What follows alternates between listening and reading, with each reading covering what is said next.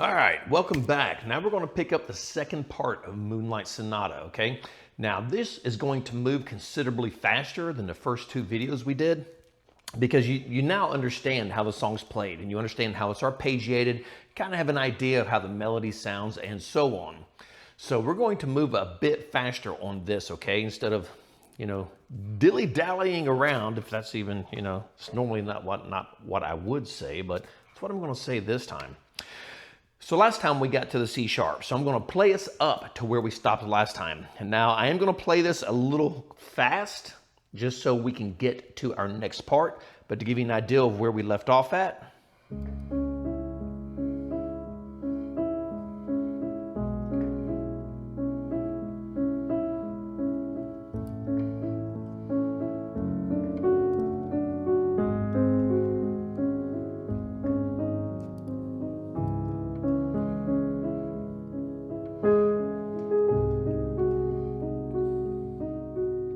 And this is where we left off at, okay? We're at the C sharp. And we do the walk up here.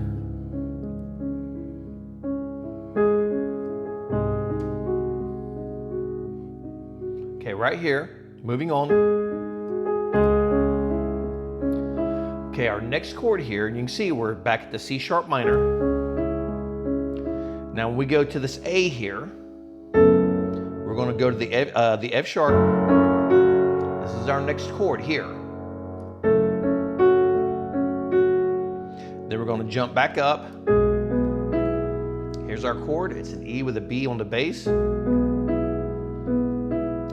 okay, when we go to our next chord here, now instead of doing the octaves like we've done on everything else, we're going to play this. We're going to play the A with the F sharp. All right.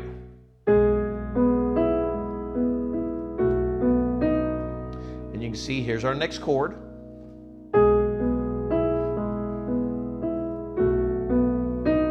We're going to play that one time. All right. Now right here, we're going to make a stretch. You can see we're playing the A here. Now we're going to stretch all the way up to the B, 13 notes up. All right. You hear how that clashes? That's a beautiful sound. And if you ever watch my, I don't know if I really talk about it when I do piano stuff, but when I talk about guitar stuff, I'm always talking about playing diminished and half diminished chords, and minor 7 flat 5s and stuff. You get that clashy sound out of it, which is actually a beautiful thing, and I'm going to show you why it's a beautiful thing right now. So I'm going to pop back in at the C sharp here.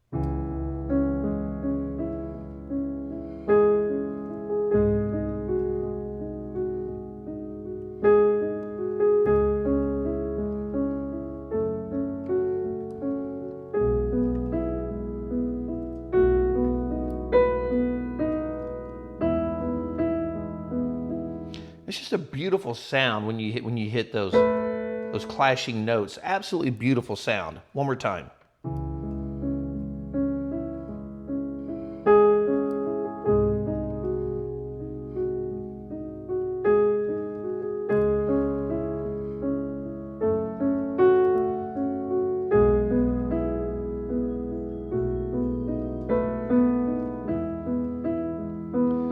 Okay, so we're going. Here's what we're doing. Now, what you got to do here is when you play this, all right, you make the jump to the B with your thumb. Your thumb's going to play the A, and then it's going to play the B. All right? That's how that's going to play off. And then we're going to take our thumb up, and then we're going to play the D sharp. All right? And this is going to move us into our chord. We're going to go to an E chord.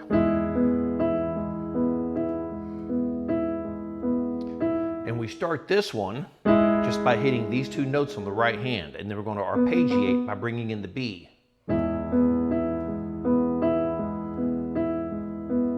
We have the E on the left hand. We're going to play it 4 times. 1,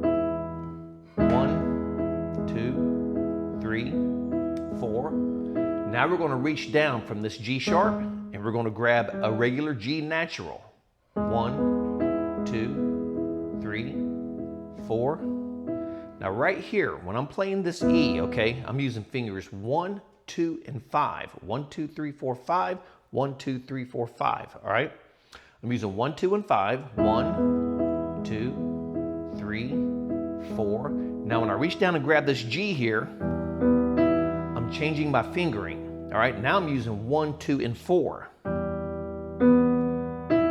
All right. And normally when I'm teaching piano, you know, finger it however you want to finger it.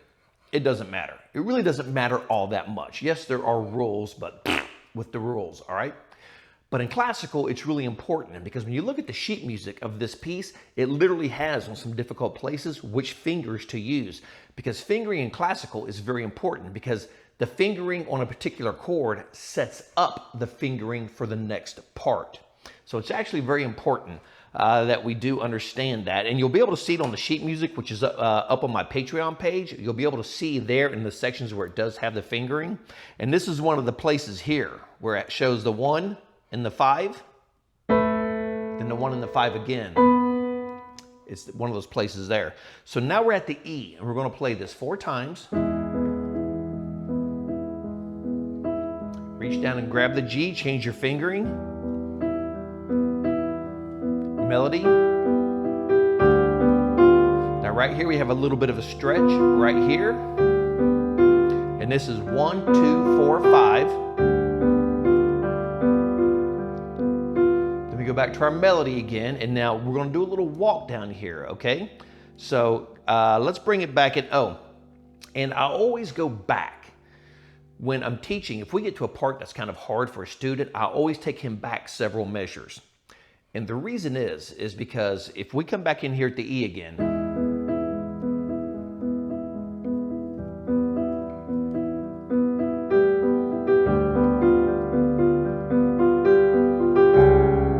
hear that? Because it's giving us a tonal center for the part that we're playing. And if we don't have a tonal center and we're just trying to work through the hard part, if we're hitting a bad note, we're not going to know because we don't have a tonal center to work from.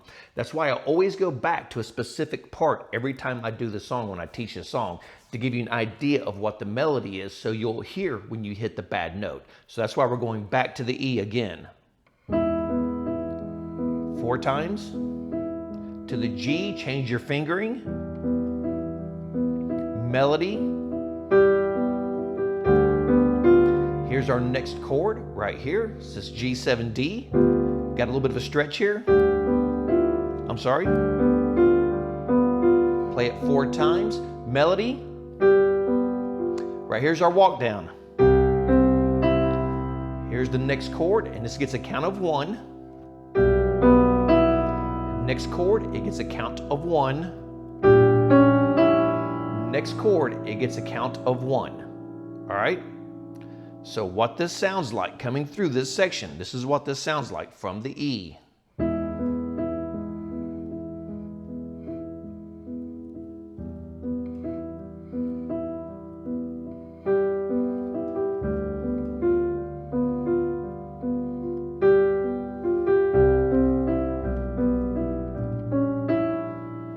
And you hear how that moves. And I'm trying my best not to hit bad notes, by the way. I said this in the last video I did, which was the journey video. The keyboards are low because I got them set low for my wife, because normally I like to play like this. It's very hard for me to play like this. It just doesn't work because I just don't have the movement here that I have here. So if I hit a couple of tanker notes, I'm sorry. All right, so from the E, one more time, and we're going to play through that to the next set of chords.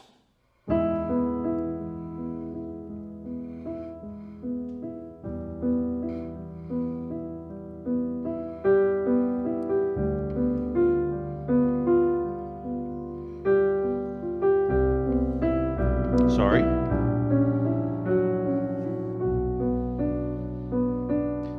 Here's our next chord coming into this B minor right here. All right. Okay, so starting at the E, I'm gonna play the chords for you. Play this 4 times.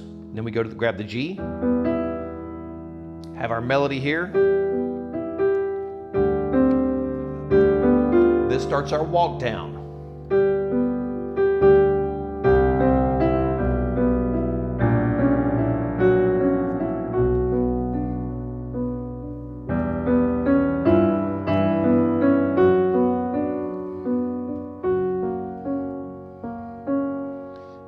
That's the next chord, all right?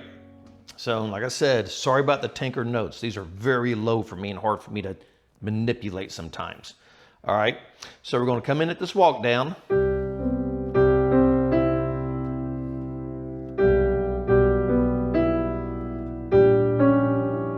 Now right here, we're going to keep the F sharp. This is our next chord. It gets a count of 1. Here's our next chord here, all right, B minor. Then right here is where we're going to drop the octaves. Okay, see the chord? Then we're going to come down. All right, you see how those chords work, all right? So from the walk down,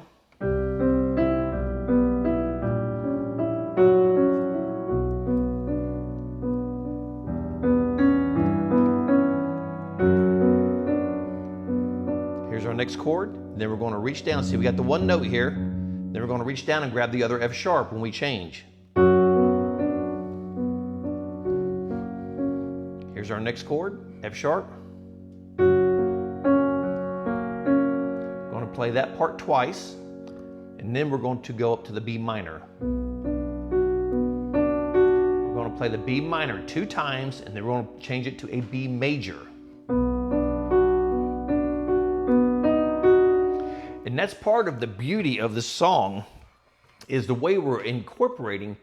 I mean, we're all over the place with Beethoven, and that's what makes Beethoven so beautiful, is we're all these chords, we're jumping in and out of key constantly, and it makes it a beautiful song. And you can hear how lovely the melody is on this piece, all right? So what I'm gonna do at this point is I'm gonna go back to the beginning to give you a reference, and we're gonna bring it all the way to the B minor, okay? So here we go. I really need to be sitting down for this. I really need to have my other piano out here, my actual piano and not my synth doing this. So here we go. All the way to the B minor.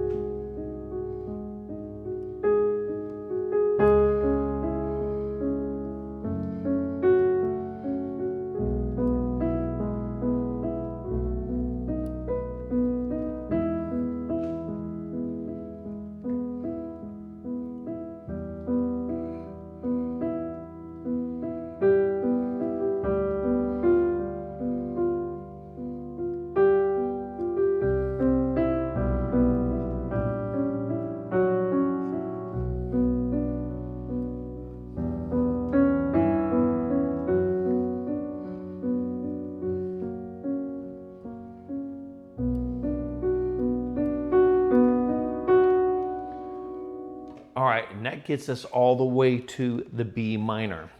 And what you want to do is, as you get to the point where you're learning this and you're getting kind of comfortable with these parts, try to play it back with my track. My track is tempo accurate, I guess you could say. Remember, the song moves a little bit on the tempo, and dynamically it's played correctly. Even though this is a digital piano, when you're playing it on a grand, man, it's a whole different world. It is a whole different world playing it on a grand as opposed to an actual digital piano. So that takes us to the B minor. Okay, we are going to move on a little further from this because I'm going to try to start closing this up, because this is a very long song and we got a tremendous ways to go. And like I said, I keep going back over parts, because even though this is an intermediate piece, I'm teaching this as if you're a beginner, you've never played it, and there's a tremendous amount of instruction that needs to go along with this. And like I said, when I teach it here at the house, we play parts over and over and over and over, because it's not as important. I mean, you're going to memorize it, obviously, because when you play big pieces like this, normally you commit them to memory. But it's just as important to memorize a song as it is to play it correctly, with the correct feeling, the correct technique, the correct dynamics. It's just important that all that happens. And that's why I go over it so many times with my students. All right, now we're at the B minor going to a B major. Each one is played twice. This is our B minor to our B major. And this brings in our next set of melody here, okay? And this is where we're going to have our first little left hand step around on this section here. And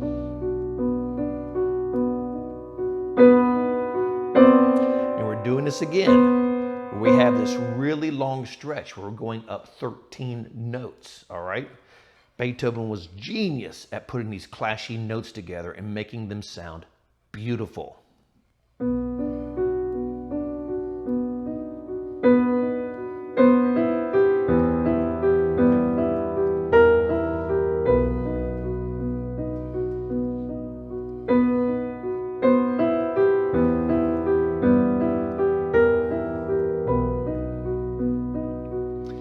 And you notice we play that section twice, and you can hear how it's played out, all right? So let's break this section down. And then once we break it down the first time, it plays exactly the same the second time. This whole section goes through twice. So we're at our B minor, we play it twice. Here's our B minor, here's our chord. B major, here's our chord. All right?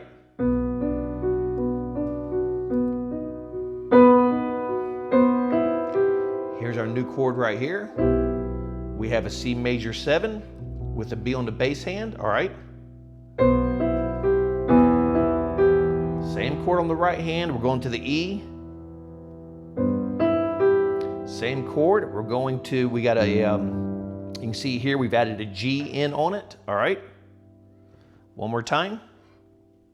And we're going to start it at the B minor.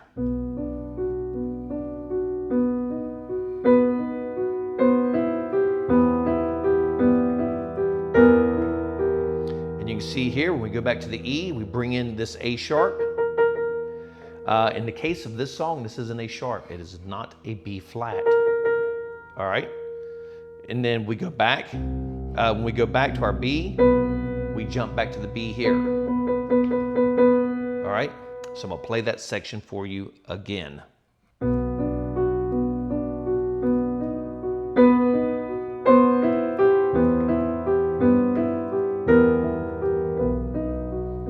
That section again.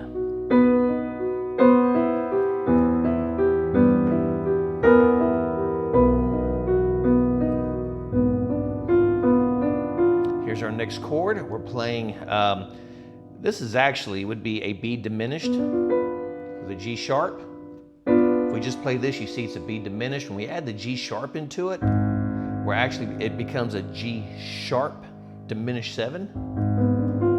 Because this would be the G diminished if we're playing it here. But I like to break the chords down for people that this would be a B diminished with a G sharp bass line. That is the next chord.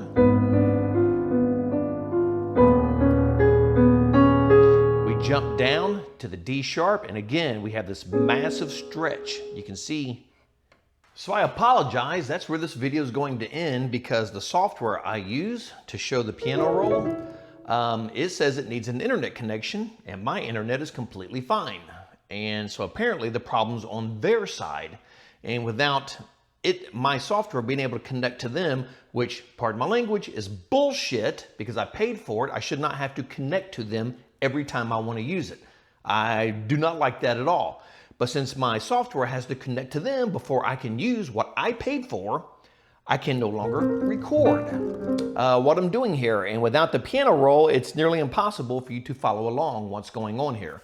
So I apologize, but we're going to have to stop this video here, and I will be contacting Cordy and telling them how I feel about the fact that I have to log into their service every time I want to use software that I paid for. And yes, I am complaining about that for this reason. So apparently their site is down, and since their site is down, my software doesn't work. So we have to stop. So that cuts it a bit shorter than I wanted to. I wanted to get a little further on this lesson, but we're just gonna have to stop it there and pick it up the next time. But do not fret, there will be another lesson probably in a week or two, depending on what's coming up. Actually, it's gonna be in 2 weeks, because next week I think I'm going to be doing Bada bing, bada bing. What's this song? Oh, let's turn the octave off. We're going to be doing this song.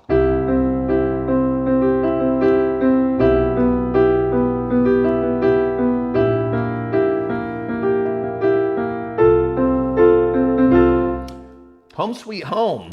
I'm going to be doing Home Sweet Home for the guitar / keyboard player in a band, which is me, the guy who has to do both parts. So that will be the next video, probably coming up on the music channel. So again, I apologize for Cordy shitting out on me. So way to go, Cordy. Thanks for making me pay for it, than not me being able to use it.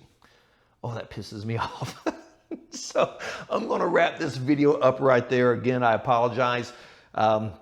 Next video will be in 2 weeks. And like I said, you can go up to my YouTube, to my Patreon page, where I do have the sheet music up there. You can watch these videos with no interruptions on my Patreon page. It only costs $1 a month to watch this stuff on my Patreon page.